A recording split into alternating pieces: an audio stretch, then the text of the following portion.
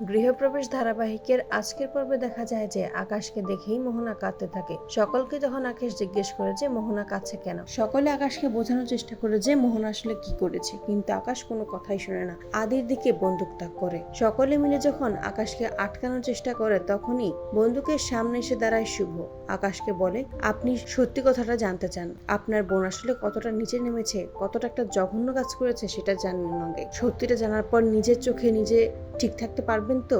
মোহনার নামে যখন শুভ কথা বলে তখনই আকাশ বলেছে, আমার বোন কখনোই মিথ্যে কথা বলতে পারে না, আপনি বলছেন মিথ্যে কথা। শুভ তখন বলে, আপনার বোন আমাদের সবাইকে ঠকিয়েছে, এমনকি আপনাকেও ঠকিয়েছে। আকাশ যখন মোহনার দিকে তাকায় তখনই আদি আকাশের বন্দুক ফেলে দেওয়ার চেষ্টা করে, কিন্তু পারে না। টানাটানির ফলেই বন্দুক থেকে গুলি বেরিয়ে কাঁচের উপর দিয়ে চলে যায়। শুভ তখন ভয়ে নিচে পড়ে যায়। সকলেই দেখতে পায় যে শুভ ঠিক আছে কিনা। যখনই দেখে শুভ ঠিক আছে, এটা দেখেই ক্ষিপ্ত হয়ে যায় আদি। আকাশের উপরে সে হামলা করে আর বলে যে শুভর যদি কিছু হয়ে যেত আমি তোমাকে কোনোদিনও ছাড়তাম না।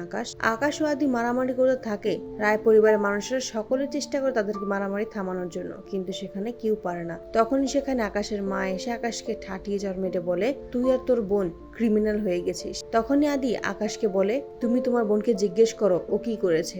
আকাশ মোহনাকে জিজ্ঞেস করলে মোহনা বলে, আমি কিছুই করিনি, আমি শুধু আয়নকে ভালোবেসেছি। তখনই শুভ বলে, তুমি এখনো মিথ্যা কথা বলছো, নিজের দাদা আর মাকে সত্যিটা বলতে পারছো? মোহনার নর্মাল রিপোর্টগুলো আকাশের দিকে ছুরি মেরে বলে, এভাবেই আপনি একদিন আমার স্বামীর মুখে মোহনার প্রেগনেন্সি রিপোর্টগুলো ছুরি মেরেছে।